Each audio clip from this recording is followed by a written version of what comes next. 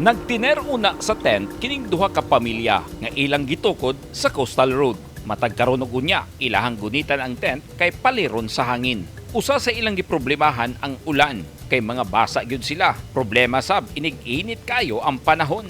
Sagad kanila walay nadala nga gamit sa paghikling kay paspas kayong mikanit ang kalayo sa sunog niadtong Pebrero 25 pero nakatigom sila og mga gamit pinaagi sa donasyon. Nahatagan na sab sila og hinabang gikan sa gobyerno. Ang gihulat na lang ang financial assistance nga pangdugang sa ilang kwarta pang palit og materyales aron makatukod og balik. Sa record sa BFP, kapin libo ka mga pamilya ang apektado sa sunog. Nasubay na sab nila ang sinugdanan sa kalayo nga gikan sa mga bata nga nagdaob og wire aron kuhaon ang boronse. Naghinay-hinay na usab og tukod balik sa ilang mga balay ang ubang nasunugan. Ug karong Fire Prevention Month, nanawagan ang BFP sa katawhan og dugang pag-amping. Siguruhong naka-unplug ang mga appliance inig mobiya sa balay. Siguruhon nga walay napasagdan nga gisungag sa abuhan ug bayluan ang mga karaan nga wire sa kuryente nga posibleng adunay mga guna.